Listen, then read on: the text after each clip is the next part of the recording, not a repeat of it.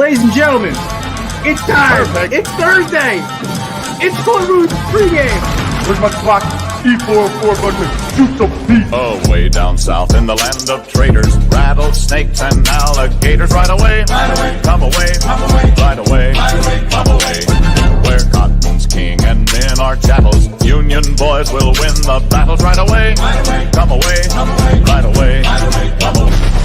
We'll all go down to Dixie, away, away.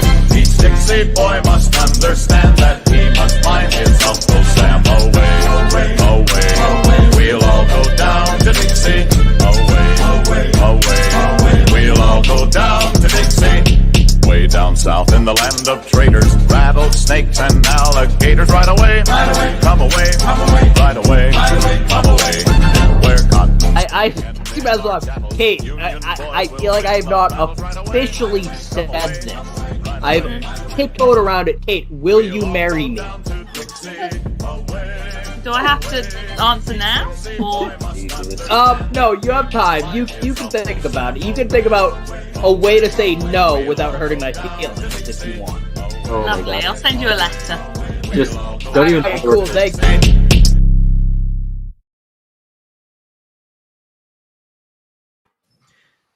Ladies and gentlemen, it is the Korner Pregame because it's Thursday.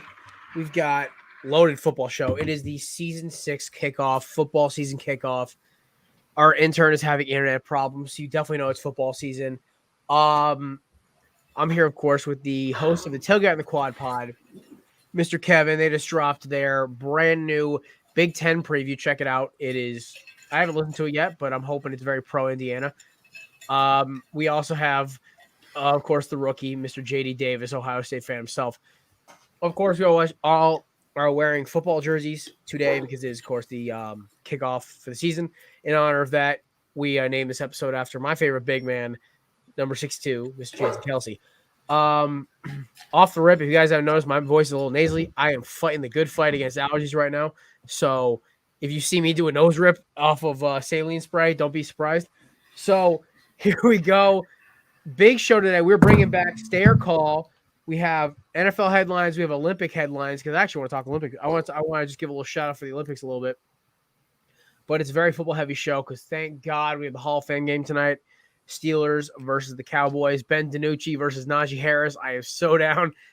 So it's going to be fun. I am all about this. But leading off, boys, Tom Brady goes at the NFLPA, basically off the rip, talking about how the massive deals and how the revenue of all these teams went up, the massive cable deals, and then the revenue of the teams all went up, but the salary cap took a nosedive.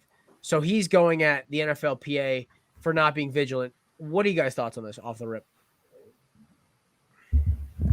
100% agree. Yeah. Oh, I do too. Like the fact that they announced these TV deals after the money that was made after the salary cap, they should have. The NFLPA should have said, "We're going to wait and see how much money you made. Then we'll figure out salary caps." But no, instead they wanted to get this done. For some reason, they were in a rush to get it. I get why they wanted to get done with ample time, but it's ridiculous. It's the NFLPA dropped the ball badly. Yeah, I agree. I think all of that has been I think we're all kind of on the same opinion there. And I love vocal Tom Brady. I like him kind of stepping up in these kind of situations, and he's kind of like a face of the league, leader of the league. And he doesn't really use that card much. And he's starting to use it more and more. And I like that. So I just, everything about this new Tom Brady makes me so happy. I'm JD. I'm happy you brought that up. The tequila loving, drunk at the parade, Lombardi trophy tossing, call the NBA GOAT. I love this side of Tom Brady. It's making me love him even more. I had a lot of respect for him, but I'm actually starting to like him as a person. So this is great. Another headline rolling up. The Oakland Raiders are getting busy in free agency right now. They just signed Gerald McCoy today and are apparently in the hunting for a KJ Wright. Apparently he's meeting with them. Oakland's really trying to, put some duct tape on that defense. I mean, I don't think it's going to help. I think they're the third best team in that division. Or I don't know. Vegas. Vegas. Sorry, it's a forced habit for my entire life playing Oakland. But no, I in all honesty, I'm looking at this team. I don't think KJ Wright and Gerald McCoy really do much to help, but it doesn't hurt. So I give it like a solid. If I was going to grade this, I give it like a solid C+. I really feel like Oakland right now is just kind of like sitting there behind the leaders of LA and Kansas City and just kind of like, okay, we're not going to try to get killed too badly. Yeah, this news doesn't really do anything for me. I don't think they're going to be that good. I still don't think they're going to be that good. Will they win some games? I don't know, maybe. I don't think Gruden's terrible. Carr is manageable, but do these guys get them over any sort of hump to where we think they're probably a playoff contender? For me, no, not really. No. Derek Carr is the most underrated quarterback in the league, and if you put him in the right system, and I'm not even saying a Kansas City Chiefs-esque system where he just has weapons upon weapons. If you put him in a decent offense, he will win you a Super Bowl. Oh, off the rip, no question.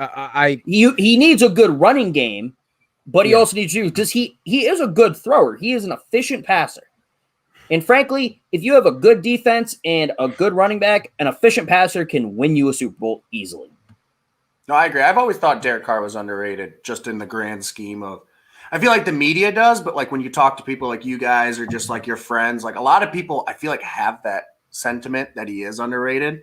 I'm not quite sold on like he could win you a Super – I mean, you could say that about a lot of guys, I guess, in the right situation. But what do you say? Like you said not Kansas City, but like give me an example. Like Buffalo, like you think he could win a Super Bowl with Buffalo's weapons, that kind of thing? Buffalo's a running game. Yeah, Buffalo's running game's a little weak. Put him in Minnesota. Okay. Depending on how the defense progresses, I was gonna he say, could make Minnesota push for the Super Bowl.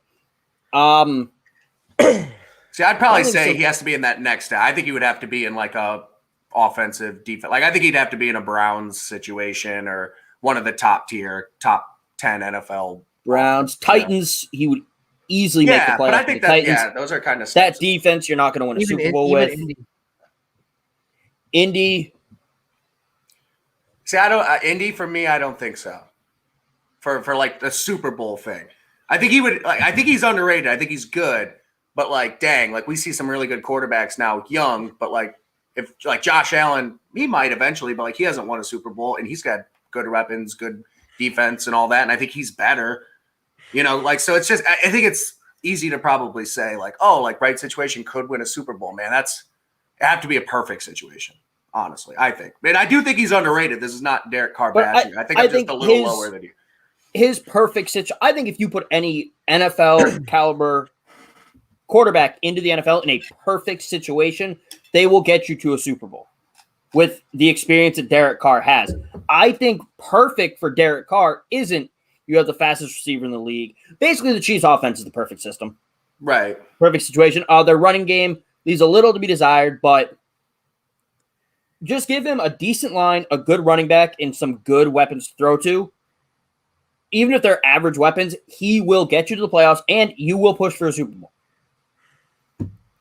All right, I can accept that. I'm not anti that. I'm not saying he's a lock to make the Super Bowl every year. No, not at all. Not at all. No, I get what you're saying, and I think Derek Carr is awesome. Like I do like Derek Carr a lot. Someone tell that to John Gruden. The man who's tried to trade him 5 of the last 6 seasons. And then every preseason, when he doesn't. Still there? Yes. Do they still have Mariota? Apparently, that was who they were going for, allegedly, before the Wentz trade went through. The Colts were. The Colts were? Yeah. Well, they can try to go get him now. I mean, they're also trying to go get Uncle Phil, so, I mean. Look, I think we all know who the Colts need to target. 2 guys that are synonymous with greatness, guys I think can strap it up tomorrow and lead them to the playoffs. Brett Favre. Yes. And Jamarcus Russell. Oh, yes. The 2. Or Jake Coker. Nah, can we get a little Johnny Manziel in this? Let's go. He'll be the backup. The only issue with Manziel is he might be too coked out of his mind or hungover to play on Sunday. But I never stopped him before. Jake Coker is Joe Burrow in a pass Joe Burrow's Jake Coker in a pass-first offense. Wow. Okay. No. Damn. But Really? Damn. Really? Do you think Jake Coker would have finished worse than third worst in the league at passes 15 yards downfield? yes, I think he probably would have taken last with the Bengals last year. He had no time. He had no time to even throw anything longer than 15 yards because he was already sacked. Okay, so you would expect then that he either just wouldn't do it, or like the one of a few times he actually had time to do it, it would be a completion. This isn't based on attempts. This isn't like he attempted third. His completion percentage was the third worst. Yeah, I still like that. That goes. Tua to my was point, better.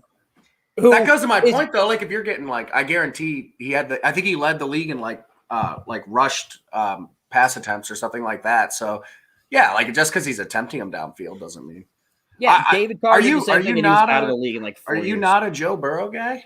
No, I don't. That's a funny joke. No. Are you still a little salty about a couple years Not ago? even. Salty, dude. If they played 4 more minutes, Alabama was winning that game. Yeah, you guys keep saying that, but they didn't win the game. No, I'm not even going to say that. I'm saying I like Joe Burrow as a person. He's the one person on that LSU team that I don't hate and don't want to see go to jail for a very long time. Jamar Chase, because I haven't seen him do anything. I haven't heard of him doing anything, but I just don't think he's going to be a great NFL quarterback like people are expecting him to. Also, he gets all these passes. It's like, now we have 2 Samirs in the bottom. It's like, oh, he didn't have a line. He had great weapons, though. Oh, Tua's a bust. He had no weapons. Yeah, but Tua sucks. It's ridiculous. It's unbelievable. The Dolphins were significantly better than the Bengals last year. Not weapons-wise. No, the Bengals had way better receivers. T. Higgins. Who are you going to – all right, I'm going to give you a list of guys. Who are you going to take? Are you going to take Joe Mixon, or are you going to take whoever the hell the Dolphins ran out at running back last Myles year? Gaskin. Joe Mixon. Joe Mixon's more talented. Joe Mixon. Are you going to take Jakeem Grant or A.J. Green, the husk of A.J. Green? Well, A.J. Green was not good at all last year. You should have said T. Higgins. T. Higgins, Tyler Boyd.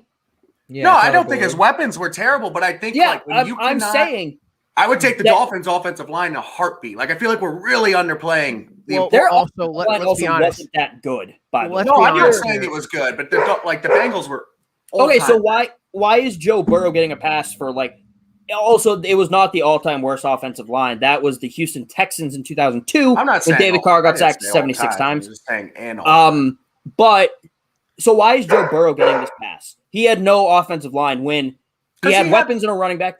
But Tua's not when he had a slightly better offensive line coming off a career-ending hip injury with worse weapons and no running. I still think Joe Burrow showed way more last year. You cannot tell me you didn't watch Joe Burrow and say, they had very comparable numbers too. I don't like the numbers aside. Tua had a better team altogether. He just did. His defense was significantly better, and that matters. But I'm just saying, in general, when I watched Joe Burrow play, he looked like he had moments where it's like, okay, I can see this. I could see him being the guy. Where Tua overall, I didn't think looked great. But I also didn't watch a lot of Dolphins, to be fair. Coming off of an almost career-ending hip injury. That's the injury that ended Bo Jackson's career. Yeah, no, I'm not. I'm also I didn't mean this turn into a bash Tua thing. I'm just saying in general. Well, I didn't watch a ton of. Well, I wasn't bashing. You were bashing Burrow. I think I was not bashing Burrow. I just said he didn't play great, but he gets a pass. You said he was Jake Coker. Yeah, because Jake Coker's good. All right. Jake Coker's a national championship winning quarterback. It doesn't matter. We're talking about NFL. Well, I'm comparing national championship winning quarterbacks in the NFL. Okay, and one is in the NFL and has shown glimpses of what he can be, and the other is not. Joe Burrow's also reportedly looked not good in training camp. I heard that, but yeah, he's also that'll happen. That's training camp, and he's coming off of a freaking torn ACL, terribly bad torn ACL. A torn ACL. It's training camp. A torn ACL that guys have come back from. Meanwhile, Tua again a career-ending injury for so many players doesn't get a pass. That's my argument. Tua wasn't looking good in training camp. Right. Right? I'm not comparing He's an looked entire better on season some to days. Joe Burrow's first day of training camp. I'm just saying I'm Tua saying should like get a last pass. year.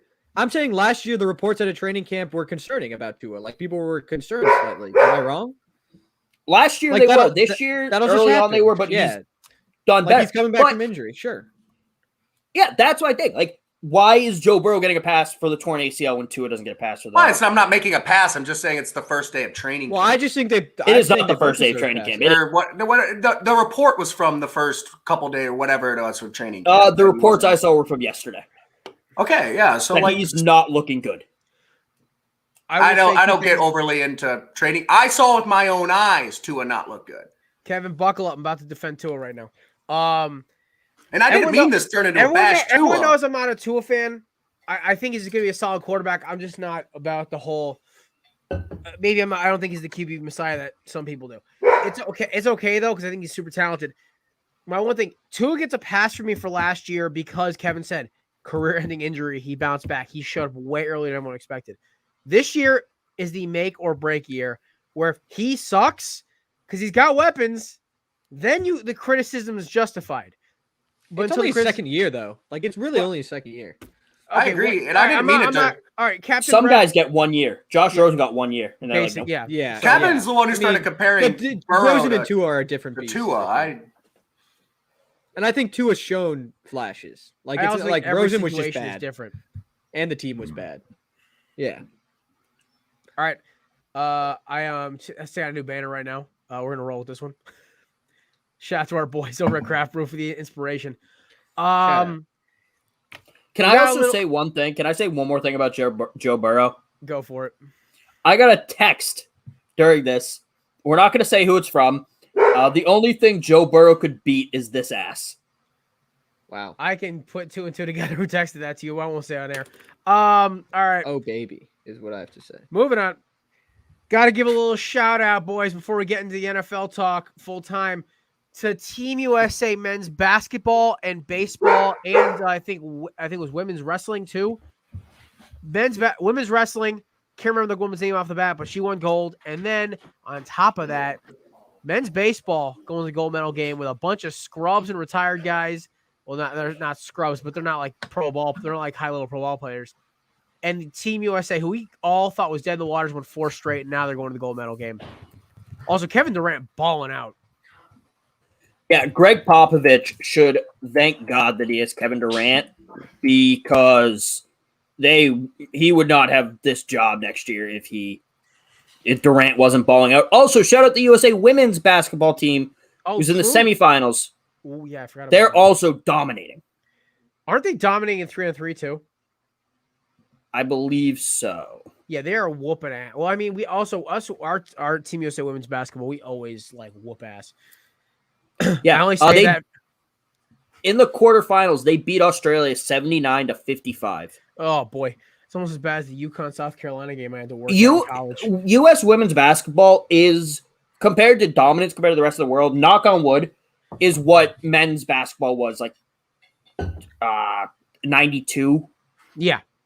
Like how much more I'm not comparing. Like they do also have some of the greatest WNBA players of all time on that team. They have Breanna Stewart, Brittany Griner, but they're just dominating. And I love her, by the way, very friendly. Met her once. She was cool. Also, tall as all God hell. He's a professional basketball player. I know. I worked the UConn Mississippi State Elite 8 game when I was in college, and first of all, Gino Auriemma is still one of the weirdest dudes I've ever seen in my life. But Breanna Stewart, honestly, very nice, very genuine. I only said one thing to her as she was walking out the tunnel, but that was about it. Also, Doris Burke, by the way, I've probably told this story before, one of the nicest ladies of all time. But all right, we're going on to. Can we just say about basketball? Can we televise that, please?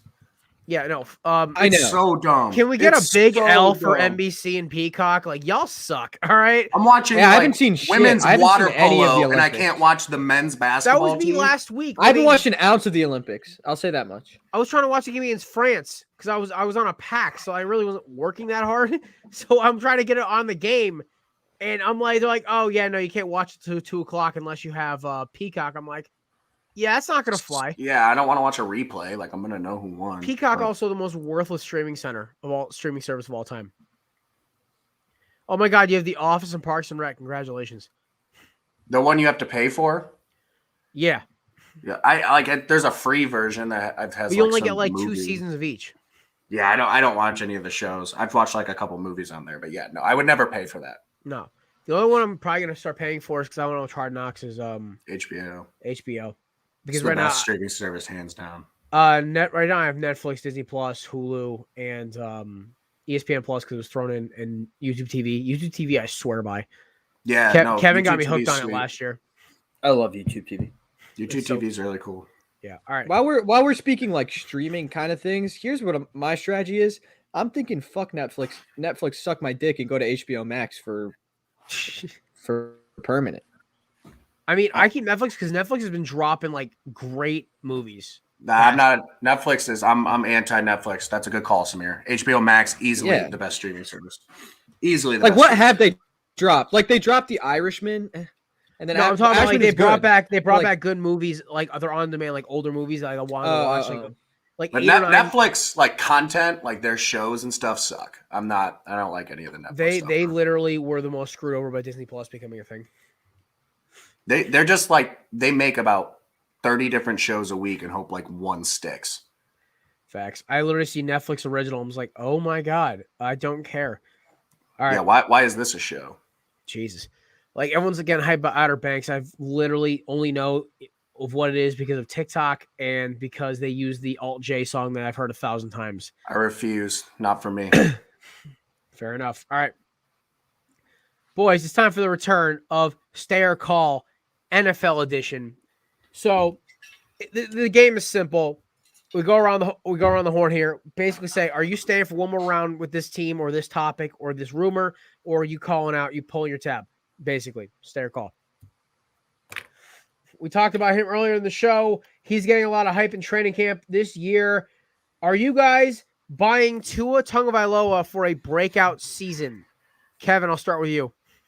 Gee, I wonder what. Yes, you gave him the best wide receiver in this class. If he can stay healthy, there are some questions about that lingering ankle injury, but the offense is going to be better this year. They have an offense coordinator who's not stuck in 1954 calling his shit plays. So, yes, Tua is going to break out this year. He's going to have a great year. JD. Call, of course. We just did this.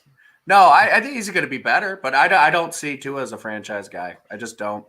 And I also think Joe Burrow, go back on Joe Burrow. Joe Burrow got the best wide receiver in the draft this year. So there you go, polar opposites.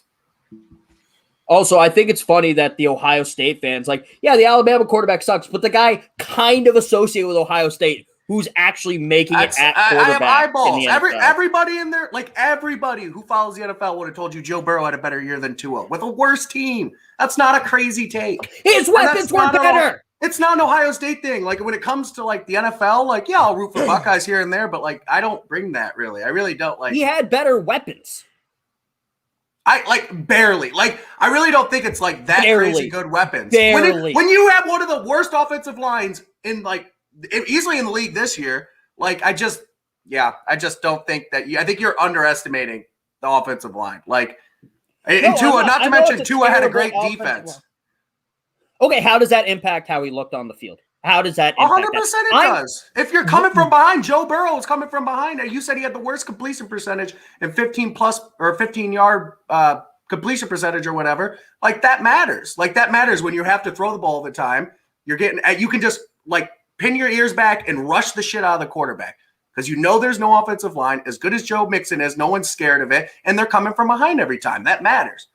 It's the same reason he was that much better at like LSU, like we were saying. Like he looked awesome because he had a great defense behind him and all the weapons and a great O-line. And he still showed lots of flashes without all that. I don't think it's like a crazy, it's not like an Ohio State take to say Joe Burrow had a better rookie year and I think is going to be a better pro than Tua.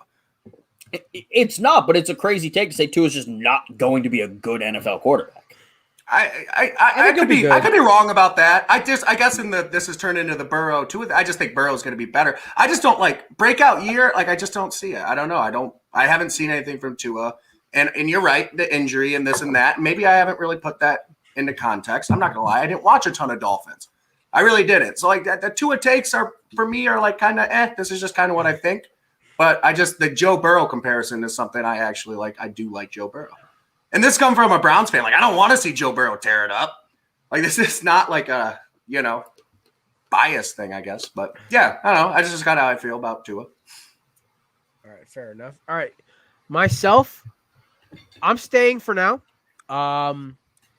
Couple games down the road, I might pull and call my tab. But for now, at least, he's got the weapons. Let's see how the offensive line holds up. Honestly, Jared, that's probably like more my answer, but I didn't know if stay or call. Like I didn't know if there was some nuance there. Well, think about it. It's like you're at a bar. I'm gonna stay for one more round. Okay, gotcha. Yeah. Oh, okay. Then in that way, like I'm not giving up on Tua. I'm not like as a Dolphins fan, like we got to draft someone new. Like now, like I'm not anti Tua or anything like that. But. Okay, that's fair. I'll allow that. Okay, I thought maybe I misunderstood the game a little bit.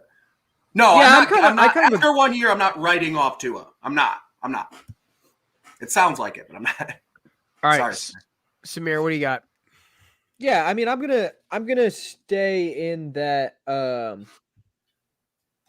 I think that this year will not be a breakout year. I think this year will be a good year. This year will be Jalen Waddle comes back from his injury. This year will be they start getting that rapport again. They start establishing a really good run game. Devontae Parker's also injured. Guys start coming back from injuries. Things click decently. I think they're a fringe playoff team. I think they will make the playoffs. I think they can be a pretty good wild card team. But I think next year will be the year for Tua, where it's Waddle's in his second year and he's fully healthy, and they're going to click and he'll be a wide receiver one. And that team's going to be like dangerous. That's what I think. All right, fair enough. Moving on. All right, next up. After all the crazy headlines this week, whether it's Joe Judge's strange comments or just Logan Ryan and Evan Ingram just being pure comedy, are you guys like terrified or okay with the Giants? Are you sticking with the Giants right now? Do you think this is going to be a terrible omen of things to come, or are you going to call and say, "Oh no, it's bullshit. They'll be okay by the season start"? So call is like we're fine. Call is the negative in this instance. Okay, stay is the negative. Call. Yeah. Okay. All right. Yeah, I'll call. Just on the fact that I don't know. I'm never like super big into like training camp stories. I will tell you, it's not a good thing. Like I'm not like jacked to hear it. But, fights happen. I mean, you hear a lot about fights in training camp, and they're probably ones you never hear of. And I don't know. I don't know if the season's going to be great or playoffs or anything like that. I think we got a lot to see with Daniel Jones. We got to see if my boy here, Saquon, if he can actually come back healthy and be kind of what he was and stay healthy. And I think they're going in the right direction, but I don't think that this specific fight is like a panic button situation. Ignore the jersey I'm wearing for about 30 seconds. I am staying on this. I think this is a bad omen. And it's not just because of the fight. It's what the Joe Judge quote, like, yeah, I've seen, like, I mean, come on. Between him, Dan Campbell, Nick Sirianni, these guys are odd dudes, but it's the new class of coaching, I guess. Yeah. But what the Joe Looney thing, that cracks me up. Dude played for the Giants for a grand total of 5 days. And the sprints, the push-ups, I get it. He's Joe Judge is a hard ass. He wants to instill discipline. But there's a certain thing about, like, once vets have played a long enough time, there's certain things you don't have vets do. Especially when they're north of 30. Their bodies have an X amount of miles left on them. To me, I think Judge, this is like the first of a few missteps. I don't know. That's my opinion. I don't know. Kev, what do you think? I'm staying on this. I think this is a horrible look. And yeah, like Jared said, not the fight. Those happen. This is Joe Looney makes 3 guys who have retired since this summer. Davis retired too, right? Davis, and I'm seeing the other one was. I just saw a fan-sided thing say 3. Because I know about Davis and Looney, but the Looney one's just fucking hysterical. And He plays for a total of 5 days and he retires. Kelvin Benjamin. That kind of Yeah, but that was stupid, 2.5. and we cut him. That's We not cut him. much. No, that's I just saw 3 and then I was looking for the third. That's 2.5. It's kind of like but it's bad because also Joe Judge's comments. Todd Davis, he was like, he's not tough enough to play for the Giants. So he's suffering from Matt Patricia syndrome. He thinks he carries all this gravitas when he walks in the room. He's like, I was with the Patriots when we won Super Bowl. No one gives a fuck, dude. You didn't win those Super Bowls. You weren't the head coach. Ryan Flores method. He's gonna I think he's too big for his head right now, and he's gonna end up being a consultant to the head coach or a liaison to the front office like Matt Patricia is now back in New England in a couple of years. I mean, the Matt Patricia situation, hysterically enough, like the whole Darius Slay comments, I just knew this guy was done. You don't do that to your best defensive player. I disagree completely. Here, I'm gonna defend the Giants here. You can't compare this guy to Matt Patricia because the players never played for Matt Patricia. There's proof first year that the players fucking played their asses off for Matt Patricia. A Matt Patricia Lions team would not go into Seattle and sack Russell Wilson 8 times and win that fucking game. That would just never happen. Like, there is proof on the field that the Giants team is improving. The last 8 weeks of the season showed that. The offense looked horrible because it was in shambles because everyone was gone. That's the one reason the team was bad, because the offense was horrific. Like, other than that, we were a team and we played fucking hard. And I think we will be good this year. We will win the division. No, I think that the core of the team still believes in Joe Judge. And it's just they play with, like, the fight happened, whatever. Let the record show I was not the first one on the show to say we when referring to my own team for once. I'm proud of you, Jarek. Also, I also want to point out, though, that we've all kind of agreed. Like, the fight is a non-story. The Kenny Galladay thing scares me a cares? little bit, too. Yeah. Oh, yes, but it's only 2 to 3 story. weeks. It was yeah. I don't know. Also, Samir, to your point about, like, the whole thing, Russell Wilson and the Seahawks, that team was the fakest playoff team I'd ever seen in my life. Like, their defense was relying on a safety playing linebacker, and their offense was basically like, hey, Russ, do something while we don't block for you. The Giants had an elite defense last year. I am not denying that at all. Here's the kicker. Head coach, playing for head coach or not, an elite defense is going to win you games when the game gets ugly. I'm saying if I'm a Giants fan, I am worried for not we're going to talk about this new breed of head coach that's been hired this year, the intense guys, because before this it was the Kyle Shanahan and Sean McVay, these offensive gurus who are a little more soft spoken, and I guess the new one's a little different. But the thing about JoJo that bothers me is the Giants last year. Everyone's thinking about, the Giants were Giants had a good team last year. They were still 6-10, right? Yeah. Their offense was basically inept. They did fill some holes in the offense, but their offensive weapon they were banking the most on being better has been not great at all in practice. The offensive woes have been documented, and that big offensive weapon that was the big splash in free agency. There's already some injury concerns. So if I'm the Giants fan, he's out 2 to 3 weeks. Yeah, I know our receiver is too, but it was more cautionary for us.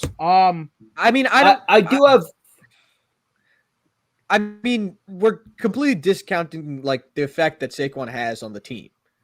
Like, he's a generational running back. We were playing with Devontae Freeman in the backfield and Wayne Gallman for the majority of the year. Like, and we were still having a very successful run game. Yeah, you guys were winning more games without Saquon than you were with.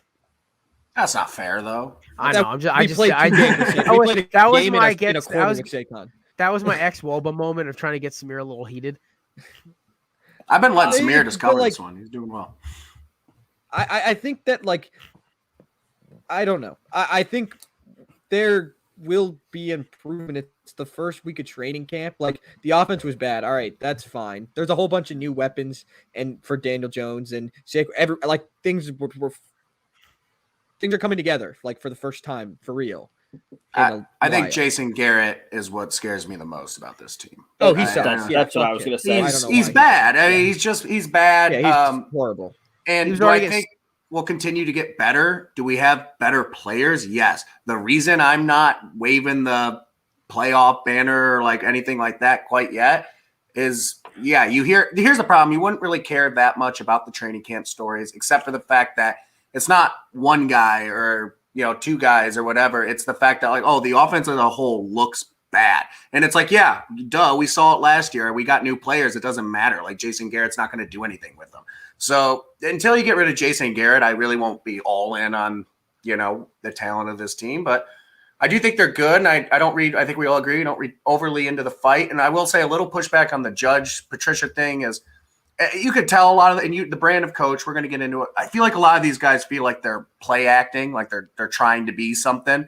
Where I don't know, maybe I'm obviously biased. Maybe I want to see it, but Joe Judge to me feels a little more genuine.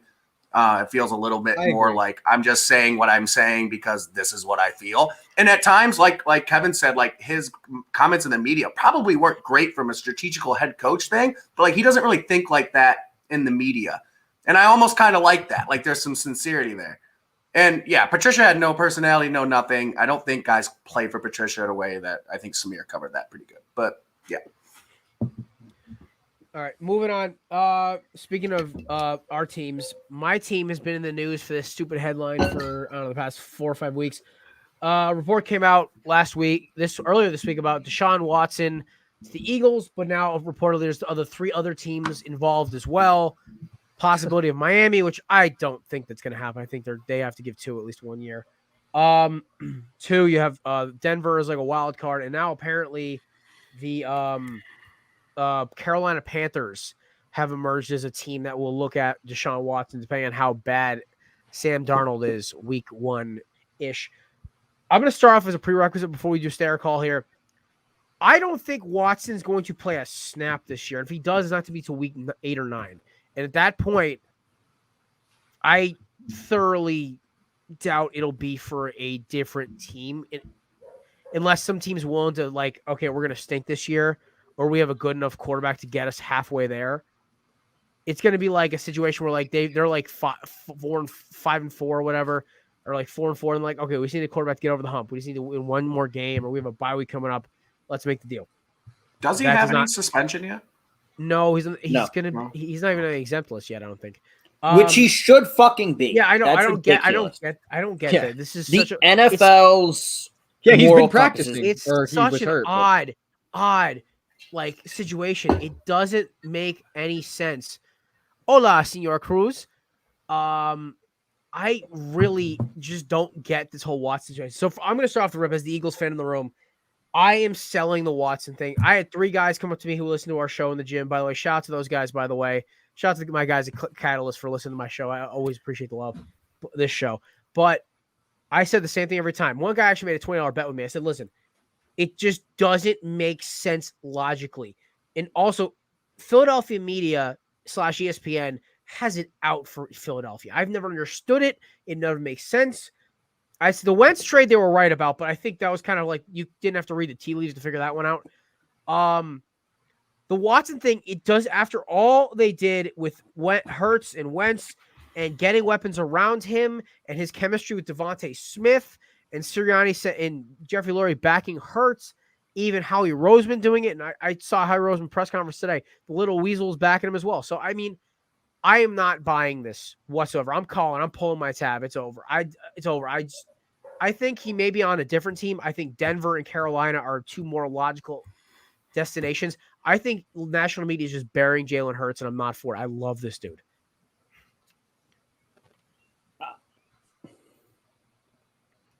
I'm staying on the Eagles Deshaun Watson rumors. And that's not because I think it's a good move. That's not because I think they should do it. And it's not because I think they're going to do it, but I just do not trust Howie Roseman. I understand he had a very good offseason, but he was very questionable from like 2016. No, 2017. Sorry, 2017 to 2020. He was very questionable. I think 17 and then the good moves now are a flash in the pan for him. He sometimes gets hot, but other times he's just a horrible decision maker, and I think that will come out eventually. I think also I do agree with you that it is Howie. The one thing I do to give myself a little credit on this is the wild card in this is Sirianni. I think Sirianni's a rookie head coach. As much as he would love to get an all pro GM. like a G as much. No, Syria. I was thinking. Yeah. I was thinking. Caesarea. My bad. Yeah, no, you're good. But Sirianni, I think as a rookie head coach, he'd rather have a constant at quarterback off the rip from the start. Whereas with Watson, we don't know what the hell what's keeping this trade off the market, and why I think Philadelphia won't do it. Philadelphia has a late bye week. I think it's week 9, I believe. There is by that point you'll know or not if they're in or out of the playoff hunt, even though it is the NFC East, so we really don't know. But Yeah. I think as a rookie head coach with a new offense, a established running back, 2 very good tight ends, and a young receiving core and a veteran O-line, I think the smartest thing is to have consistency. And I think Sirianni sees that. That's why he's on everything out of Eagles campus. He's on Rager. He's on Hurts. He's on Devontae Smith. He's getting in these guys' faces, and they're showing up because of it. So he's clearly a good motivator. So I'm actually very impressed with Sirianni right now. I'm not going to lie. But I am that JD, what do you think? Is the question specifically the Eagles, or is it like anywhere? You can correlate it as in Eagles or another. I guess you can. It's Eagles, but like you can also give an asterisk at the end. It might be a no because it's going to be a different team. I'll call just in the fact that I don't think I wouldn't want to trade for him right now. Like his future is so up in the air in general. So like the trade to me just like seems like a lot of risk for, I guess, a lot of reward. Like if he does play, and obviously we all know how good he is. But yeah, I just don't think anyone would take that chance right now. I just think it's an easy like reason to like fire a GM or something like that if you trade for him and he immediately can't play, or more stuff comes out, or he goes to jail or whatever happens to him. But like I just think there's too much uncertainty. I wouldn't trade for him. The other before I get to Samir, the last thing I'll say is that if Hurts didn't show like some flashes and show a lot of promise and show a lot of leadership during the offseason, I would say fuck it, let's roll the dice here, because Watson makes us a playoff team tomorrow if he's playing. So like a good playoff team. So I just, like with Hurts, we don't know. Hurts could have an MVP season. We don't know what's going to happen. So, but Samir, what do you think? I think I'm going to have to stay on it right now. I mean, I think I agree. I also like, even as a Giants fan, I really like Jalen Hurts. I think he's a really good quarterback. I think even trading him plus to the Texans for Deshaun Watson might not even be the best idea if he plays. Is that crazy to say? Like, if you're like, what would the package be? It'd be Hurts plus. I remember Hurts plus Goddard plus like picks and picks and picks. That one got shot down because they actually are trying to work on the deal now. But it was basically Hurts plus like 3 picks, but because they weren't going to give Houston what they asked for, because Houston asked for what, like 3 or 5 early round picks and possibly a star player, and every GM looked at them and started laughing. Yeah, like is that okay? If it's a reasonable price, maybe okay. Like let's say in a world it's a reasonable price. Yeah, I mean that helps the team. I mean it's Deshaun Watson. I'm not the guy's a fucking criminal, but he's good at football. And if he does play, that makes the team very good. And I think if there's a team that would do it, I think would be the Eagles. I'm not saying the Eagles are like, oh, Eagles hire criminals or anything. I'm just saying the Eagles will, if they can get a deal and have an advantage and try to win games, they would do it. Hey, the Patriots have cornered the market on employing criminals. So the Dallas Cowboys, Raiders. The Patriots really only had one, but he also murdered like 3 or 4 people. So yeah, just sticks in my mind. Philadelphia really only has one like criminal on their record who played there as a convicted felon. That'd be Mr. Vick. But right. Who? Yeah, he served his time though. Yeah, I know. But I'm also curious. See, like, let's say that this is settled out of court or whatever, or like he's found innocent. I'm very curious to see what the trade market for him is, because if he's found innocent and he's going to play, the Texans might get more than that. Yeah. Some soulless bastard somewhere might go, yeah, he probably did this, but he was found innocent, so we're going to just give them whatever they want and get him, because he's a potential MVP candidate if he plays. Does he play week 1? No. No, like anywhere? No. It would Yes. have to be a Hail Mary like kind of situation. Yes, I think he plays week 1. Where? Houston. I think he would play week 1 in Houston. Just because if nothing's happened yet, It- I don't know. I feel like we would have had a suspension or something. I would say Unless it's like Roger Goodell in the 11th hour puts him on the exempt list, I think he'll play week 1 in Houston, because he said he wanted to trade, but he's not said he's going to sit out. I say week 4 or week 5 in whenever how long his suspension will be, because I know Roger's going to throw something at him. Week 5 or 6 in Carolina. I don't think Carolina's going to get him. I don't think they're going to, because allegedly Matt Rule loves Sam Darnold. Yeah, but the GM apparently is like a wheeler and dealer, and that's why everyone that's why they got connected. And apparently they're not shooting the rumors down either. I don't know. I think Matt Rule would try to use some of his sway to say, no, I want Sam Darnold. I want to build my offense around that kind of quarterback, not a more mobile quarterback who's going to be running around. Yeah, I don't think Carolina will make any moves at quarterback. I think you'll see Darnold. I think they'll see out Darnold this entire year. They just got him. I think Matt Rule I'm does like curious if the Saints would make a run at him, honestly. why? Because Jameis can't make it through a tackling dummy drill Dude, that was or a running back drill or whatever. That's it is. what Yeah, that's it. Hashtag free cruise. Allegedly, they've already tried to build that offense around Taysom. So I would be curious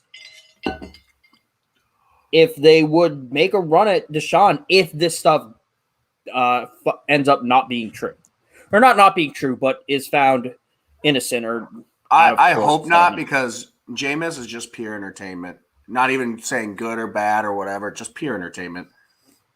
I want to watch him play football again. I miss it. That tackle too. drill was hysterical. His pregame speeches, his weird ass plays, his highlights in training camp like this. Like, I just miss it. I love it. I love Is me Cruz some saying he wants to come on, by the way? I don't know, but Or is this the fake Cruz Ox? That's what I'm curious about.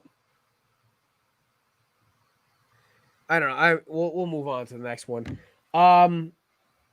Speaking of, we already talked about it a little bit, but these crazy new head coaches. We got Dan Campbell, Mr. Double Shot Espresso himself. Two ventis from Starbucks. Boom, boom, boom, boom. Double shot espresso. You've got I'm biting kneecaps. Mr. Sirianni showing up in a tank top. You've got to a wedding, and you've got Joe Judge getting a hard on for his players fighting. This is just I love this new generation of coaches. The last kind of wave were these offensive, quiet types. The whole Sean McVay wave, everyone wanted. Sean McVay is not really quiet. I mean, the more, I guess, the good-looking guy kind of wave. I don't know how to put it. You know what I mean? They're the very Okay, fair. The strategic thinkers. Dan Campbell Offensive looks pretty like, boys. Yeah, offensive pretty boys. Dan Campbell looks like he'd jump you at a biker bar. Nick Sirianni looks like a head coach in his first job. And Joe Judge looks like that Jim Hardo trying to sell you steroids. I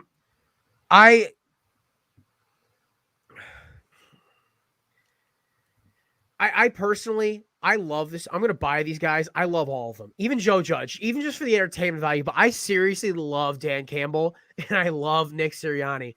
And somebody was giving me crap about Sirianni the other day. I said to him, listen, we went from plain Jane Doug Peterson, who the coolest thing about him was he had salt and pepper hair and a visor in Philly. Dude was very mellow. But before that, the Eagles had the character list of coaches.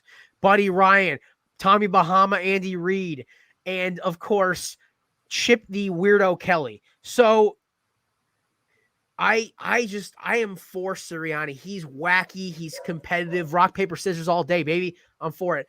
And I mean, Joe Judge, at least for an entertainment factor, I think his issues stand more towards, like Kevin said, the Patricia issue. Sorry, JD, but less than Just not a his great his comparison. his zaniness. I'm not saying he is Matt Patricia. I'm saying he has the same issue where these New England coaches need to learn from Brian Flores, who don't come in with this big dick energy, swinging like, "Oh, I was at New England," and it's like, I get it. Joe Judge's pedigree is great, but it's like, guys, you realize you're a first time head coach.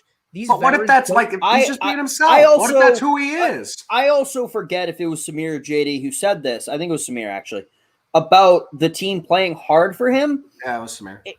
It could just be like, this is how he acts to the media. This is how he acts to the team. To the media, he could be saying, like, when Todd Davis retired, he could have said, like, hey, like, I'm going to say some stuff to the media, like, to kind of get us pumping up, but it's really not a negative against you. Don't worry about it. And then goes to media, like, he just wasn't tough enough to play here. Because Joe Looney also, when he retired, he said, like, my body just couldn't do it. I love this coaching staff. So I could have been wrong on that, which is the first rule of being a hot take journalist, to say, don't admit when you're wrong. But I could be wrong. I mean,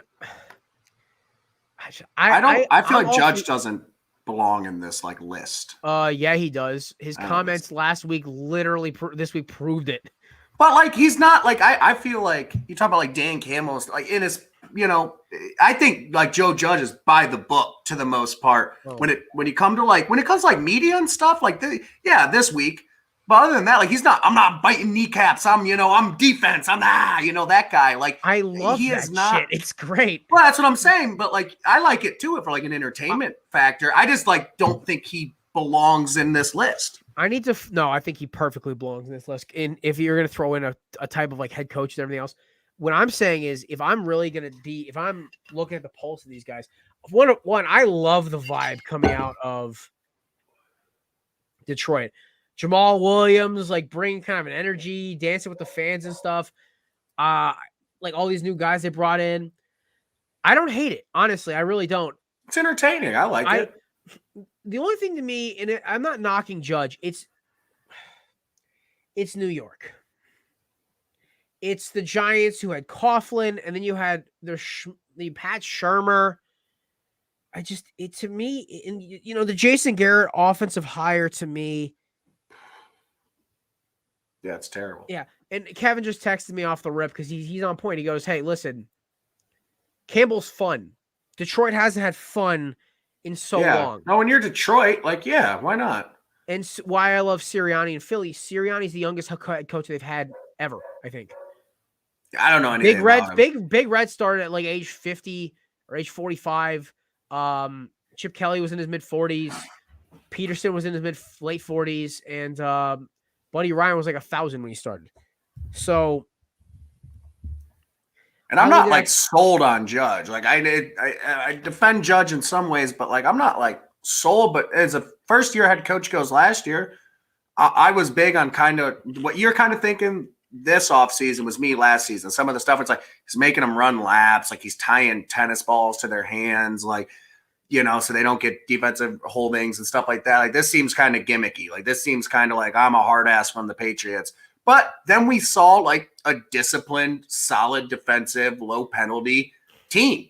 And what was the problem was Jason Garrett in the offense. So like, I have some reason to be like, okay, maybe it's not terrible. Now, that being said, a couple of years in, if you get guys that are like, okay, like we bought in and we're still 6-10, then I think you'll see the decline. But if he keeps getting better, I think they got guys who have bought in. All right, Samir, are you buying this new generation of Wild Boy coaches and joining us because he is fresh off of whatever the hell he was doing? Marketing wizard, Mr. Patrick Donahue. Hello. Howdy, Pat. We're doing a stay or call, America's favorite game. Are you staying or calling? Samir's going to go right now on this new generation of Wild Boy head coaches. Dan biting kneecaps, Campbell. Nick, I wear a tank top to a wedding, Sirianni, or Joe, I make veterans run laps, Judge. But we'll get to Samir first. Samir, what do you think of this new class of coaches?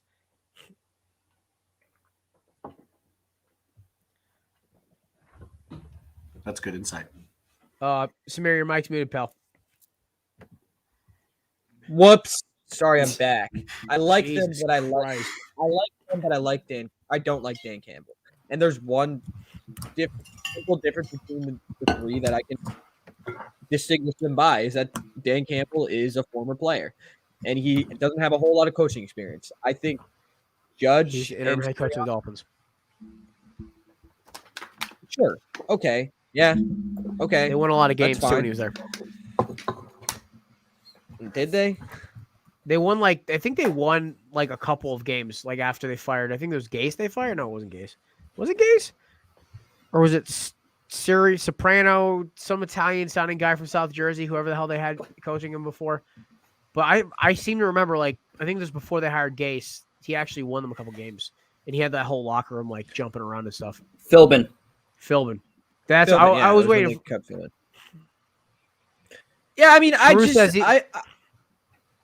just don't. I don't know if it'll translate. I really don't know if that breed of energy will translate. It feels like uncontrolled energy. It feels like energy that's not harnessed into anything particular. It's not harnessed within the branch of really good offensive play calling or really disciplined hard defense. It's just let's go and let's be hard and energy and go crazy. And when it's not, when it doesn't seem to be appearing within a realm of this is how we improve our game. It's how you improve the culture, but now the game is not even doesn't seem to be being touched in a significant manner. That's fair enough. I mean, I will offer this one last point before we get to Pat, and then we'll move on. Is we haven't seen these guys coach a game yet. We've seen Judge, but Sirianni, Camp. We've seen I was Campbell. very confused for a second. We've seen Campbell coach interim games in Miami, but I want to see him with his guys in Detroit. Kevin said it himself. Said it perfectly.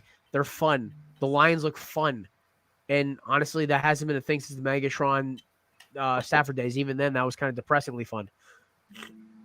Pat, you buying or selling these crazy boy coaches? Am I the only one who wants to feed off of the chaotic energy that the NFL can produce? Right here, dude. I live off chaos. Yeah, I feel like that's how this season. I mean, a little bit last season too. That's because of COVID. It was a wrong type of chaos. But I feel like this year it's just dude, if coaches start showing up in just tank tops and sporting some Budweisers on the sideline, it wouldn't even surprise me. I'm so done with that shit. And I feel like that's the energy that the NFL needs this year. Is just some super chaotic, trashy bullshit. I'm for it. Cruz also put in his input for the Giants, and I completely agree. He's selling on the Giants. Also, the NFL having dress code rules is so stupid. Oh yeah, I need Nick Sirianni going to practice in an Eagles tank top every Sunday. They had to change it so you could allow them to wear suits again a couple years ago. I mean, Mags, I'm going to disagree with you that the NFL's fun regardless, but yes, chaos. Oh, I don't know. Chaos will bring that fun to a new level, though. Oh, I know. No, I agree with you. I think it's about a 7 out of 10 fun-wise now. Chaos brings it to 11 out of 10, so. What's the fine if a fan throws you a beer and you drink it? Just out of curiosity, does anyone know? 25. I think it's 25K or something like that. Yeah, imagine if that was nothing, and then you just had players scoring it. But it's the NFL. They're all about public imagery. Yeah, but how lit would that be? You watched. I was 14, by the way. Okay. 14. That was 2 years ago. Marcus Peters. Oh, I remember that. That was so much fun. Meanwhile, they can have an official beer sponsor, but they can't have their players drinking beer at the sidelines because they can't have fun. That's not allowed. Because they're role models for children because parents can't do that themselves. Deshaun Watson, role model. We'll see him weekend. Reagan Rice. That boy, NFL. Don't drink a beer on the sideline, but Deshaun Watson, let's watch him. Darren Sharper, Aaron Hernandez. We've all seen the NFL's rulings on these punishments. According to the NFL, women aren't people. Right, of course. Come on, sexual harassment lawsuits. And there's been votes on this. It's actually part of the CBA every time. When they renew it, everyone votes on what they think. And there you go. All right, moving on. Next final one for a stair call. Also, she agrees. Yeah. Perfect. All right. Are you guys buying the Dallas Cowboys hype? 8-8. They're got an 88 to start the season for men, but then again, the man ratings are fucking bullshit. We could do an entire show off how terrible they are. And you got what is it? half the experts like Mike Lombardi it was Tannenbaum. Tannenbaum calling them the Super Bowl contender with the Packers. A bunch of other stuff. The hype around Dallas here with Hard Knocks, everything else. It seems higher than usual this year. Are you guys buying the Dallas Cowboy hype? Or are we selling? I said it last year. I said on the show, or it was actually on one of the podcasts. Worst case scenario, they're a wild card team, but I think they take the NFC East. I still stand by that. Samir, Hot take. No defense. You hired Dan Quinn. It's not impressing me. I think it's going to be the same thing that we saw last year. The first 4 weeks, yes, Dak looked fantastic. Offense looked fantastic. Doesn't matter. They still lost. They were still, 1-3, 1-4 when he went down. It's going to still be like that. That's what I think. I think they're going to go 9-8 this year. They're going to be the last team in the playoffs, and they're going to get smoked by whoever's the best team in the second best wild card team. Yeah, I guess it depends what you mean by hype. Like, if making the playoffs, winning the NFC East, I'll stay on the fact that, do I think they're that good? No, but they play in the NFC East. If Dak plays awesome, like we've seen him do, I do think they could win the NFC East. I wouldn't be shocked. I think all 4 teams could win the NFC East. It's pretty wide open. So I'll stay in the fact that, stay, but maybe just for one more drink, because I don't know. I'm not sold on them. I don't think they're a great team, and they didn't really do a lot to address that defense. Micah Parsons is all right, but that's not going to fix your defense. So, is Jared muted for anyone else? Or Jared's muted. Jared is muted. I muted myself to blow my nose because allergies are a bitch. But appreciate it. Yeah, because I don't think anybody wants to hear the snot rockets. But I will say this: my whole thing was, are they Super Bowl contenders? And then call. Yeah, no, I'm calling. I'm calling around for a call on that. So I had a conversation with a guy today, and he was a Cowboys fan. Listen, I love Dak because Dak's got heart and Dak can put up points. Problem is, they basically have the 5 of us in their secondary, so it's not going to matter who the hell they play. They're going to get in a shootout. They could get in a shootout against Daniel Jones, drunk off his ass, and it'll still be a close game. All right, that's it for stay. Oh no, wait, we got 2 more. Kevin and Pat, I believe, right? I'm calling this. The Cowboys have an offense to win a Super Bowl, but you can't win a Super Bowl with the 32nd ranked defense in the league, which they will be. Micah Parsons is not good. He's too concerned with sodomizing freshmen instead of actually playing defense. This defense is horrible, and they're going to continue to be horrible. They didn't do enough to address it. They cared more about sticking it to the Eagles a couple of years ago and taking a wide receiver when they desperately needed defensive help. And even if they then took great defense players later, as long as every concern of theirs is fucking over Philly, they're never going to win a Super Bowl. And you know what's so funny? This year they were like, hey, Philly, you want to make a trade and fuck over the Giants? They're like, sure. So, I mean, and also, by the way. So maybe they're changing. I don't know. Maybe their new target is the Giants now. Joining us in the bottom left corner in the square below me is this handsome devil. Yeah, who let Cruz in? Yeah, Jesus Christ, what the fuck? Yeah, he makes us all look worse by comparison when coming. I mean, dude's out here swerving in a Lamborghini for work. Apparently. Oh, stop! No, that's not even it. That was a beautiful. That was I got asked to do to produce my first YouTube ad for. There we go. So it was actually his car. The guy I was doing it for, it was his car. So it was, and I got to drive it. It was the second best 60 seconds of my life. So that was the Aventador, right? Is the first anytime you've made love, or? Oh well, I said 60 seconds, not 30. Wait, you last 30 seconds? You'll misdirect. Damn, good for you. I thought 20 was impressive. You guys are having sex? But yeah. No, how you guys not? doing this week? All right, look, we don't need to talk about Kev's sex life. Okay, we can or move any on. of ours, honestly. I will say, go King. Woo! Forever single. Cruz, I will say, that was an Aventador, right? Yeah. I had a buddy who used to work in a luxury car dealership. He told me it is the tightest cabin of all time.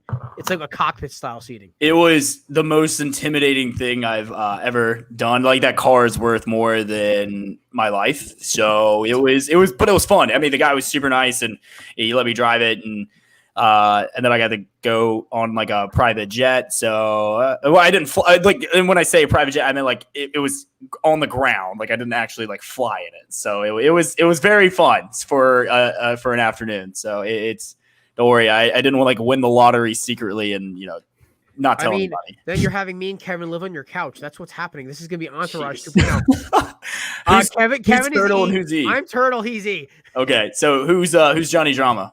Pat. Okay, that's fair enough. Both who are you? I've never seen Entourage, so this is all. Well, Pat Okay, so loves you're not Entourage. I'm the responsible one. Let's go. I spent too much money on sneakers, and I am all about that limelight. Oh my Look gosh! at the bang slong too, even better. Also, shout out to the Cruise Control podcast, now sponsored by Hornitos Tequila. Thank you. Oh, Yeah. Sorry, I had that shameless plug. So, woo! yeah. Dude, big flex out here. I had to, man. Oh, and then the show, we have, I'll be on the J-Boy show tomorrow. Nice. And then I am having Clint Lamb from Outkick Nice. on the episode next week. And so we're excited. But yeah, thanks for having me on, guys. We love having you on. Yeah, Also, Cruz, it's a pleasure. here's a viewer question for Cruz, specifically Cruz. Is that question or statement? I'm blocking Cruz. It's a I'm blocker. challenge. I'm blocker. I mean, Do it. I lifted my embargo on ghost content for her, so I mean, Next question. I have a she had a question. 2 week, Can I? she had a 2 week suspension. Oh, Samira's I- question. I have something to bring up, and this is just like, I think we can all have a very intellectual conversation about this. boy. Probably not. It's us. Come on, man. Really? I'm talking to a friend, and the big comparison here is Weezer versus Green Day, and I want to see where everyone stands on this. Green Day, I think they're not comparable. not comparable. Green Day. Yeah, I gotta go Green Day. Weezer. Well, the thing is, I they just he saw them. They've been doing the tour or whatever, so that's why we. The hell I'll am I say gonna this. Yeah, they were just in Yeah. Jacksonville, so it was like a big deal. I think last weekend I didn't go to the concert, but I had a bunch of my friends went, and so, I mean, okay, when you think of Green Day, you think of like American Idiot, you think of the Graduation song, you think of the Wake Me Up When September Ends. Great. So many songs. What's the one Holiday. song you think about Weezer? Their Africa cover. That is Island. actually Buddy Holly. actually very underrated. They actually have a really good cover album of like a bunch of really good 80s What is songs. it, the Teal album? Yeah, the Teal album. But when you think of Weezer, you automatically think of Beverly Hills. It's the immediate thing you think of. Island Facts. in the Sun. Okay, Funny Island in the Sun. Memories. Yeah, Buddy Holly. Yeah.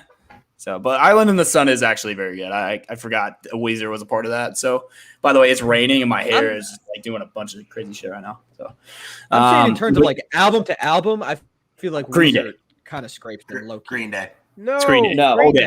Green if Day. you- I think Blue Album classic. I think Pinkerton's a classic, and then I think Okay. White Album's really good. And I think All right, well, everything Samir, will you be have right bad in music Pinkerton. taste. Yeah, You we've think already Allman established Brothers this. is better than Litter? That's a Skinner, lie. You so- guys. Oh my god, bro. is your favorite Dude, rapper is it Lil Yachty? Because that's what you sound like. No, right now. it's probably where's- Macklemore. Or Post Malone. Absolutely not, dude. I have Be nice to Posty. He's a pop I star. have a I love him. pristine He's a pop music star. taste. He's not a rapper. I have a pristine music taste. Oh, You guys do you? don't Oh understand. boy. So what do you Genuine. listen to? Like, Well, do you listen to Little TJ and all that shit, or what? Who the fuck is Lil TJ?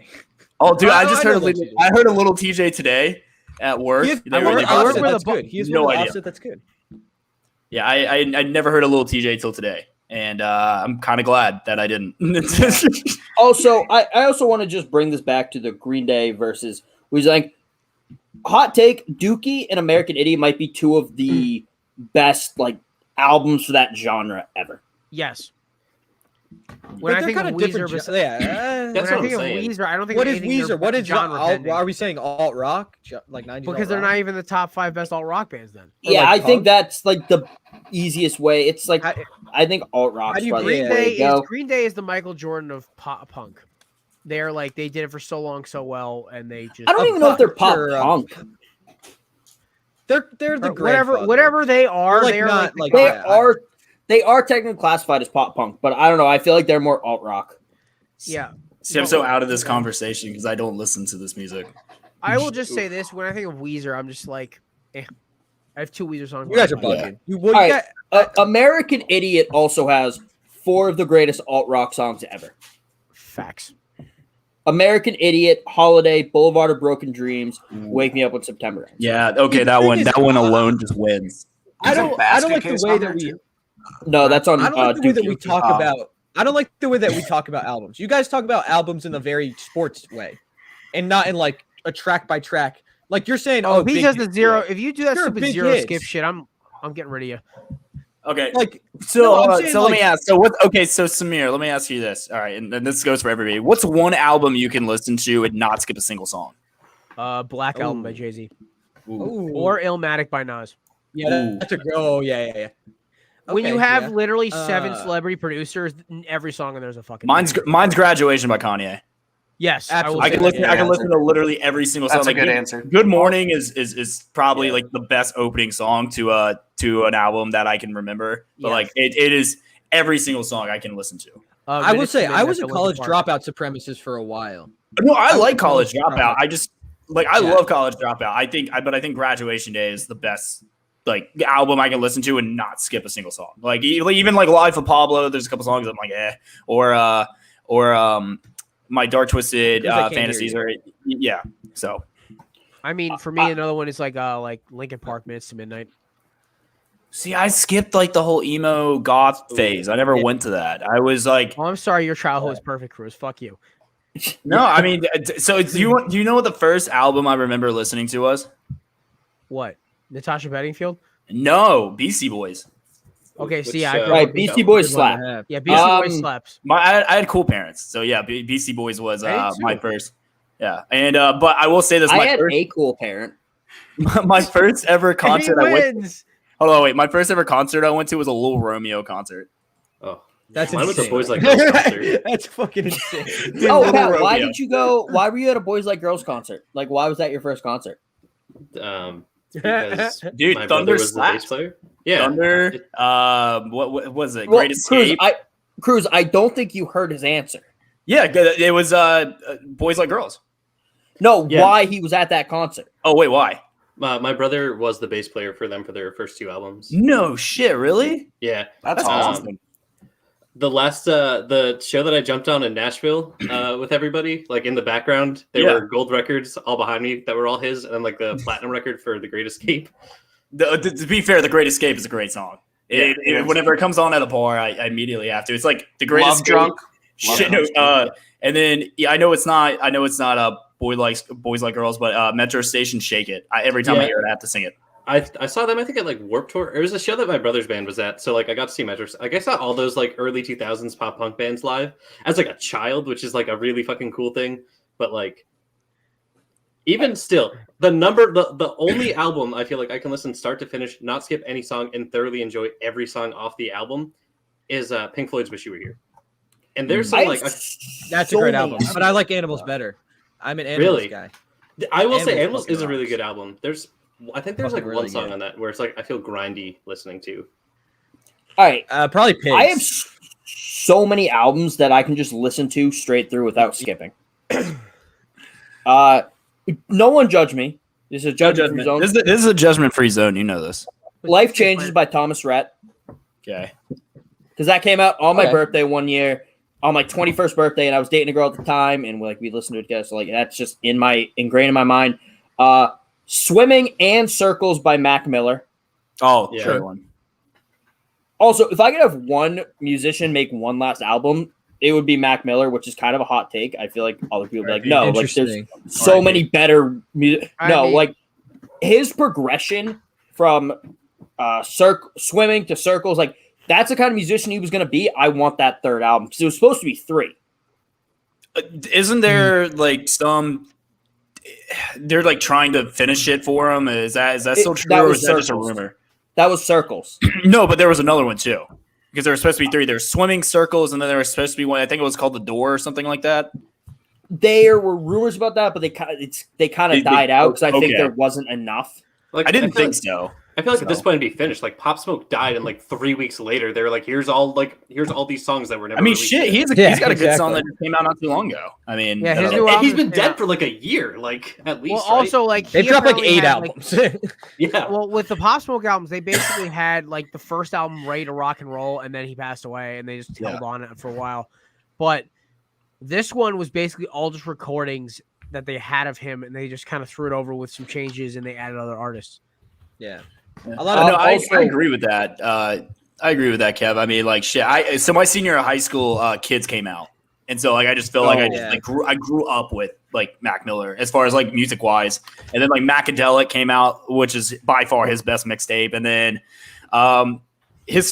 then Missed Calls. I mean, or not Missed Calls, but Blue Slide Park was a fucking phenomenal debut album, and then That did horribly like.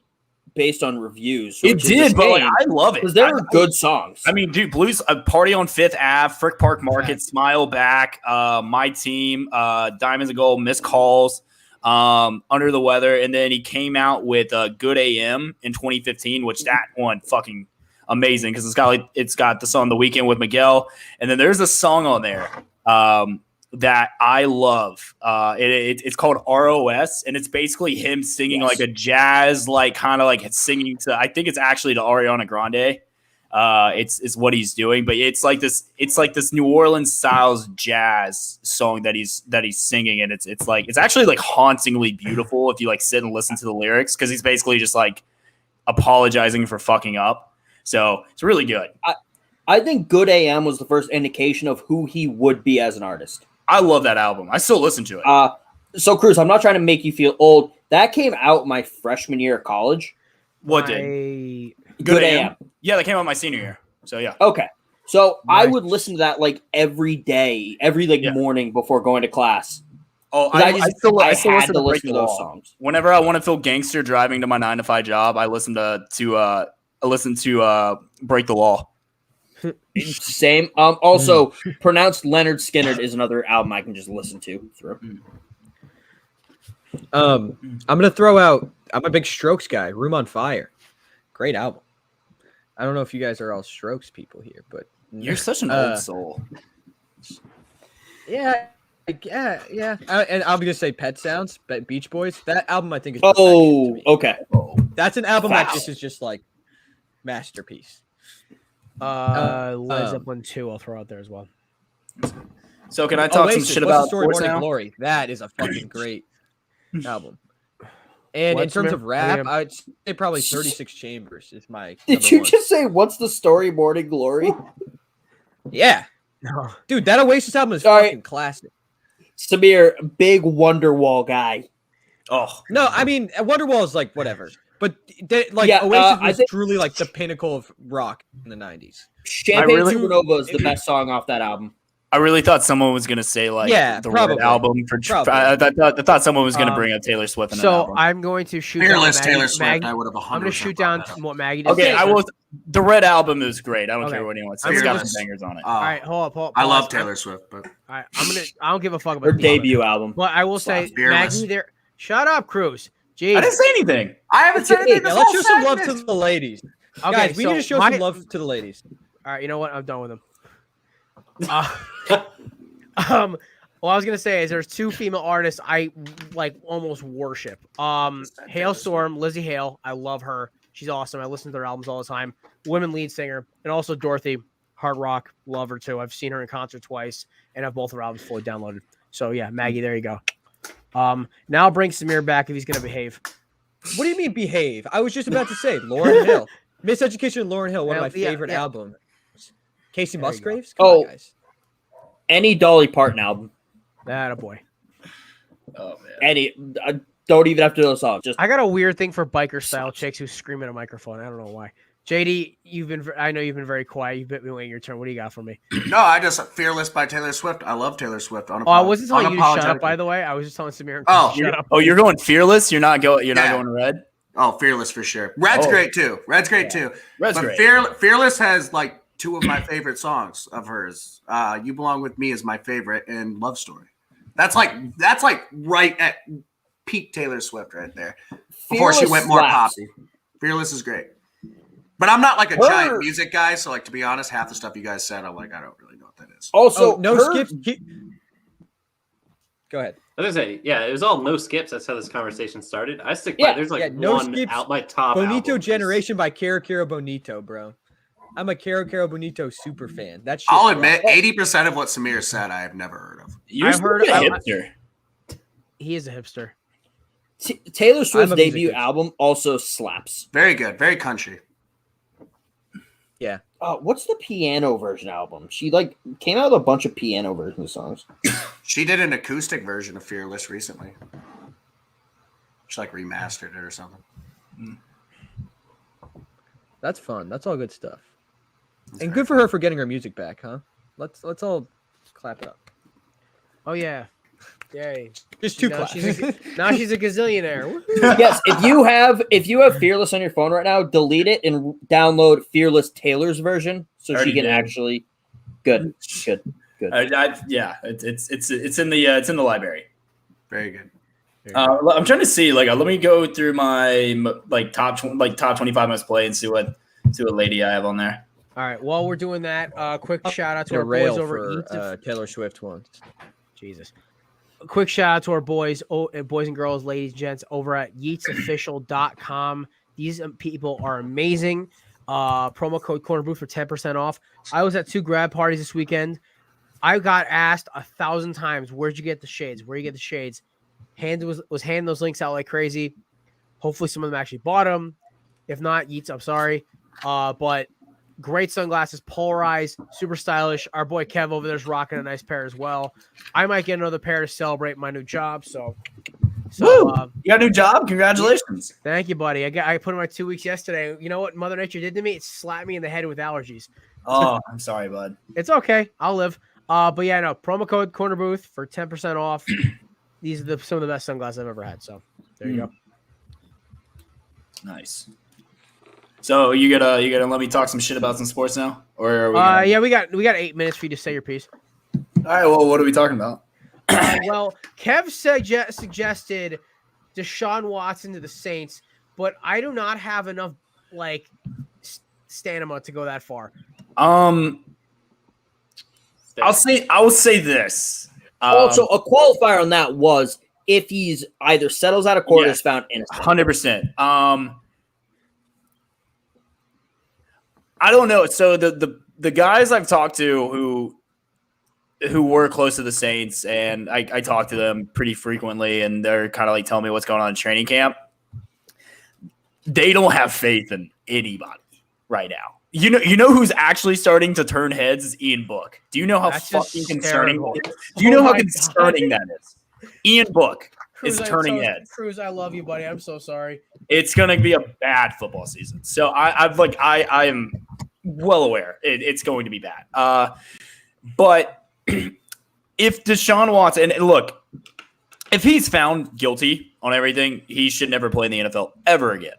Ever. That is a sick human being, and he should get the Ray Rice treatment. Full Darren Sharper just slapping on him. He should get the Ray Rice treatment, the Darren Sharper treatment, and just be blackballed, never play again. If for whatever reason he's innocent, or he gets found innocent, which I don't think is going to happen, or he settles out of court, which I think is probably the most realistic thing at this point. The Saints will make a call. They 100% will make a call. Would I want it to happen? No, for countless moral reasons. But if he's innocent and you can get Deshaun Watson for shit, I don't even know what his trade value will be. You would have to trade for him before he got his ruling. You would just have to take that risk in order to get him as a steal. Because if he's found innocent, he's going for 3 first-round picks. I have to jump in here with some breaking news to maybe crush your dreams. No. Jay Glazer just said Texans are not returning Watson trade calls. Oh, thank God. Thank God. Whew, That's so I understand why now they won't, but that's still dumb. That means they must know something. Yeah. So also he still wants out. Play there. But here's the thing: now they can just they can send his value through the roof. Like realistically, what do you think like Philly was going to offer? Hurts Jared. 2 firsts and a second. Hurts 2 firsts and a second. That's all. That's how not enough. I know that's all how he was going to throw at them. That's why this is stopped dead. That's why I knew it was going to happen. Howie was not going to give up all those picks, and especially now that Wentz may not play the 75% of snaps, they don't want to give up all those picks now. So that's in the back of my head. I thought to myself, the Wentz thing saves Jalen Hurts' ass because now like Howie's not going to give up all that cheddar for a guy who may not play at all. See, that would be my thing. Would you have to like put a clause in there, like if Watson's found guilty and he can't play, like you get your shit back? I don't think you That's can. impossible. No, that's a risk. I don't think it's trade. You can put a clause like that in there. So that's especially a huge risk. Yeah, that's why I think it's never going to away. happen. I think this next year, if it's at court, I think next year Watson gets dealt, no question. But this year, I think it's so rushing the gun. If, by the way, Well, plus I don't think the Saints will do it because one, we don't really have the draft capital to do. I mean, we have a first, 2 seconds, and 2/3 in this year's draft, but I mean, I'm being realistic. We'll be lucky to make the wild card this year. So like we'll be drafting in the teens. So I would rather risk it with 1 year with Taysom or Jameis, and then worst case we really look at the draft and we go after a guy like Sam Howell or Emory Jones, baby. Oh my God, get that shit out of here. Emory, listen, I'm telling you right now, Sam Howell is going to be a bust and a half in the NFL. Yeah, because remind me what Miami quarterbacks do well in the NFL. I don't know, but it's okay because Sam Howell. I listen. It might take all your Miami shots you want, you horrible human being. But I will say this: Sam Howell basically was bailed out last year by those 2 like workhorse running backs. And now he has 2 stud wide receivers. And stud's a loose term.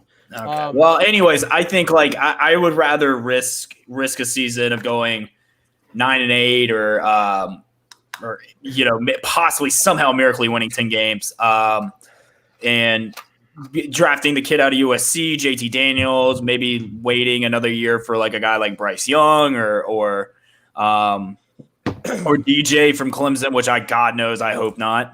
Isn't he in Georgia now? Huh? Isn't JT Daniels in Georgia? JT Daniels at Georgia. Yeah. I think Spencer Rattler is probably going to end up going like number 1. He'll be the number 1 quarterback taken off the board unless someone comes out of nowhere this year. Daniels.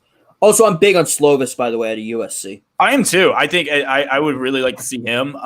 But right now, and then of course the kid out of Oregon, that Thibodeau kid, that defensive end is going like he might be the number 1 pick in the draft this year. He has to have an okay season. He'll be the number 1 pick. The scout, it's a light draft class. His legit draft prospect rating is so damn high right now. It's kind of broken. I mean, him and Will Anderson are going to be competing for Defensive Player of the Year in college football this year. I have 2 questions for you. Okay. One for you, Cruz, and then actually more statement. Would you go if Deshaun Watson is found innocent? Like if we find out, unlikely, all this stuff was fake. Yeah. Would you go Cam Jordan in a trade for him? Oh my God, in a heartbeat. Okay. Yeah, year 11? No, year 11. I mean, don't get me wrong. I love Cam. Great locker room guy. I mean, but he had probably his least productive year sack-wise last year. We have Marcus Davenport. When healthy, is actually a very good defensive end. We just drafted a first rounder. We're actually defensive line depth at ends. We're pretty good. And I think the rest of our defense this year, we're going to surprise people defensively this year, especially re-signing Quan Alexander. And apparently everything I've heard and read today that he looks 100% and he's ready to go, which when he was playing with Demario Davis by the side, they were disruptive at linebacker. So I would 100% trade Cam Jordan in a trade. I wouldn't even think twice about it. It's your franchise quarterback for 10 years, 100%. I mean, look, I love Cam Jordan as a locker room guy, right. but I loved Mark Ingram as a locker room guy. I loved a lot of these guys. Ben Watson was another one. So I mean, people come and go. It's a business. So yes, it would suck seeing them play somewhere else. But at the end of the day, you have a shot at a quarterback like Deshaun Watson or Pat Mahomes or Josh Allen or any of those guys. You 100% trade a defensive end for him. Unless his name is not Aaron Donald. Yeah. Part of it is he's found like none of this happened, and it's their asking price. I would give 2 firsts, Cam Jordan, and a third for Deshaun Watson. You're getting an all-pro defensive end who's good for 10 sacks a year, a great locker room guy. You're getting 2 first-round picks and a third. 100% would do that in a heartbeat. Okay. Wouldn't think twice about it. I think the Saints. And we'll give you Taysom. We'll give you Jameis. We'll give you Jameis. I still want third and short with Taysom Hills because they're electric. Fair. Also, my statement: quarterbacks next year's draft. If he declares Phil Dracovic out of BC could be a stud in later rounds. Who's the quarterback out of Liberty that everyone's talking about? What's his name again? Yeah. I gotta catch a BC game this year, don't I? He's the next Lamar Jackson according to scouts. Malik Willis. Yeah, so I can't wait to watch him because he's playing against Ole Miss this year, and I can't wait to watch that game. Oh yeah, I do. Well, have let me some propose this to you, Kevin, and Patrick. We could go to a BC game, a football game. Ooh. Oh, dude, yeah. I'd even make a hoof up for that. Thanks for the invite, assholes. Cruz, Oh, you I'm can come sorry. if you want. Cruz, No, you want to fuck huff it you, up there? Cruz. You suck. You're the I'm just worst. kidding. I have a lot going on in the fall, anyways. I don't need to hang out with you guys. It's fun. Wow, Oh. fucking loser. I mean, same, but like here I am about to go to a BC game. It's fine. I mean, I'm most likely going to the Pat Saints game, so it's fine in New England. So Ooh. I also Cruz, we can hang out. yeah, we can. I'll let you know if I want to sit with you or not. All right. Our spare bedroom, my dog destroyed the mattress, but you can have that. cruising timeout. No, we're planning things. I know. I was messing with him. Hey, no, I want to be in the middle of the screen again. Yeah, you're not that perfect. I'm far from perfect. Trust me. I will say Let's find this. out. Hey, there we go. Cruz. There you go, Cruz. You're back in the middle. I'm happy now. All right. I also do Congrats. some breaking news, boys. I've been working behind the scenes with a local rapper who's a friend of mine. He actually just mixed our new intro song for the Corner Booth Live. So Hey, Ooh, that's sick. he watches the show every week. So he shout out to my boy Jeffrey, codenamed Johnny Maserati. He's been working on this for a couple weeks now. So mixed Are a we couple. keeping the video? Yeah, I'm gonna send it to you. We're gonna have to cut some of it out because it's only a 35-second audio. Look, as long as my proposal stays in there, I'm happy. It has to stay in there. We just might have to get rid of like some of like the maybe you and me screaming at each other about running backs. Okay, that's fine. That's Yeah, fine. I'll send you the link afterward. But he just messaged me. It's all done. So Nice. yeah. Perfect. So, Also, other breaking news: Trevor Bauer's leave of absence has been extended. so he definitely did it. All right.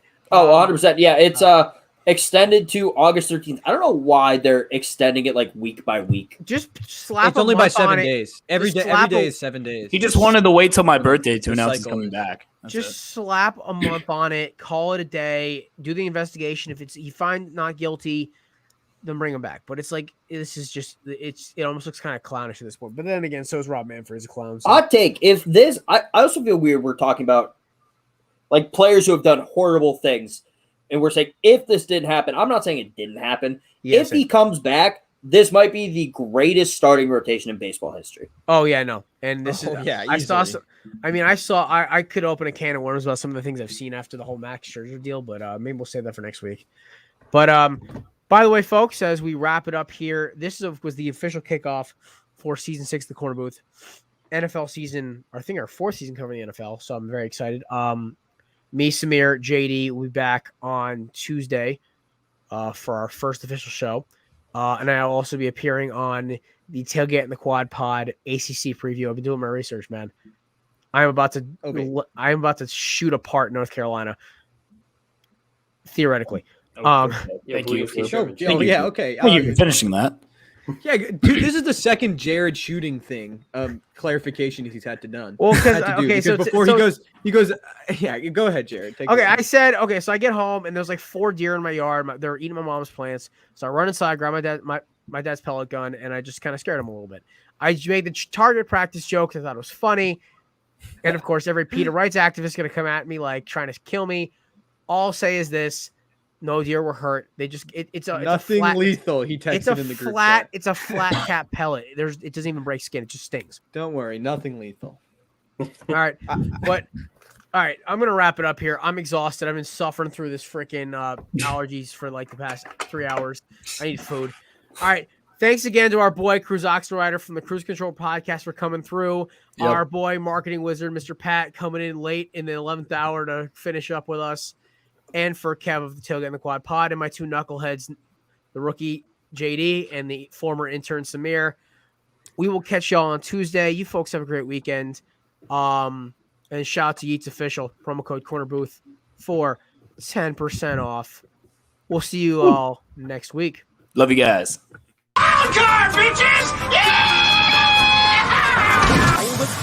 Ladies and gentlemen, it's time. It's Thursday. It's Corner Booth Pregame.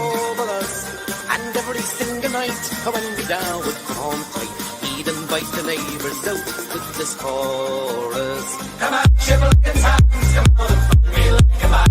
Show your wife how you and Mills down the Flanders.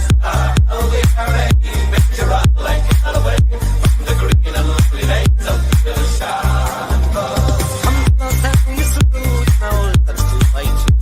Like Zulus, they had spears upon arrows. Over the view, placed one up to 16 on the gun. And you put them down, dips to the marrow. Come out and shiver like a tan, come out and fight me like a man. Show your wife how you won medals down in Flanders. How the RA made you run like Callaway. Hey, I feel like I have not officially said this. I've tiptoed around it. Hey, will you marry me? Do I have to answer now? Or... No, you have time. You can think about it. You can think about a way to say no without hurting my feelings if you want. Oh my Lovely. god. I'll send you a letter. Just don't even. Cool, thank you.